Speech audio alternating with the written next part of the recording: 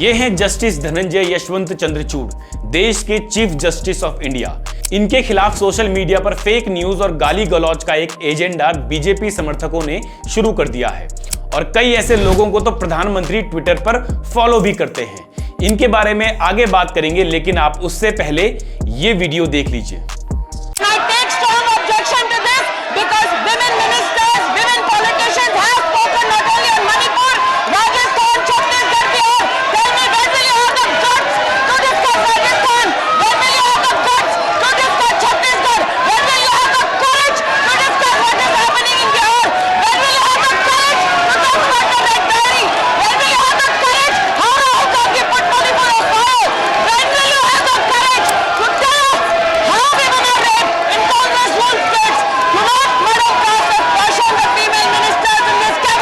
ये देश की महिला एवं बाल विकास मंत्री स्मृति ईरानी है।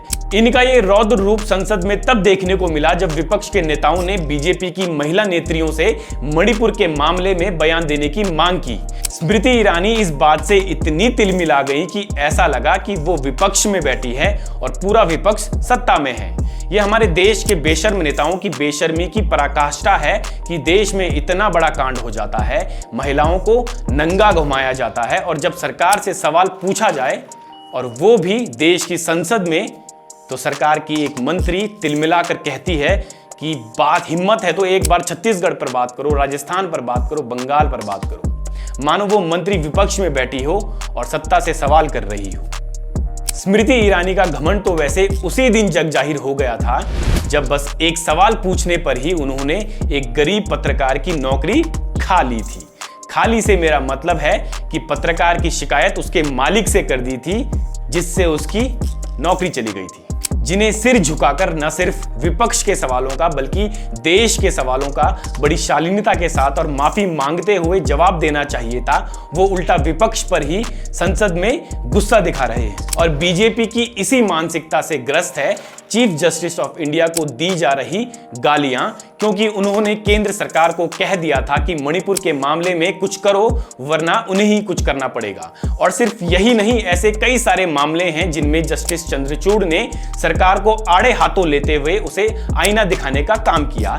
इसीलिए बीजेपी ने अपने ट्रोल्स को जस्टिस चंद्रचूड़ के पीछे छोड़ दिया है। न्यूज लॉन्ड्री की एक रिपोर्ट के मुताबिक अमेरिका की एक यूनिवर्सिटी के सर्वे में पता चला है कि केवल ट्विटर पर ही चीफ जस्टिस ऑफ इंडिया के खिलाफ करीब 7.5 लाख से ज्यादा ट्वीट किए गए हैं और ये सभी भद्दे ट्वीट्स ऑर्गेनाइज्ड मैनर में उनके खिलाफ गाली गलौच और एजेंडा के तहत किए गए हैं। जस्टिस चंद्रचूड़ ने एक कार्यक्रम में कहा था कि कैसे उनके कर्मचारियों ने उन्हें ट्रोलिंग के कारण ट्विटर पर स्क्रॉल करने से परहेज करने की सलाह दी थी। और ऐसा नहीं है कि ये ट्रोलिंग सिर्फ ट्विटर पर हो रही है। आप अपने व्हाट्सएप ग्रुप को चेक कीजिए, उसमें भी आपको चीफ जस्टिस ऑफ इंडिया के खिलाफ कई सारे वीडियोस और मैसेजेस दिख जाएंगे। ट्विटर पर चीफ जस्टिस ऑफ इंडिया को ट्रोल करने वाले लोगों को प्रधानमंत्री फॉलो करते हैं। ऐसे में ये क्यों ना बोले कि ये सब लोग प्रधानमंत्री के कहने पर उनकी रजामंदी से ही ये सब कर रहे हैं। अब कुछ लोग ये बोल सकते हैं कि ऐसा नहीं है, हमारे प्रधानमंत्री के पास क्या कुछ और काम नहीं है कि जो वो इस तरह के ट्रोल्स करवाते फिरे। तो इस चीज का जवाब ये है कि प्रधानमंत्री सिर्फ ट्रोल का समर्थन ही नहीं करते हैं बल्कि खुद भी एक ट्रोल ही हैं।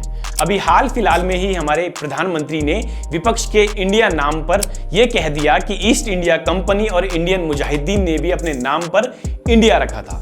बताओ, पूरे के पूरे विपक्ष की तुलना प्रधानमंत्री ने अंग्रेजों से और आतंकवादियों से कर दी और एक बार भी ये नहीं सोचा कि इस तरह के बयान से न सिर्फ देश की बदनामी हो रही है बल्कि इंडिया शब्द की बदनामी हो रही है। खैर, आप ही डिसाइड कीजिए कि प्रधानमंत्री सही हैं या फिर चीफ जस्टिस ऑफ इंडिया सही हैं। मेरा नाम विकेश है और आप सुनेगा इंडिया देख रहे हैं।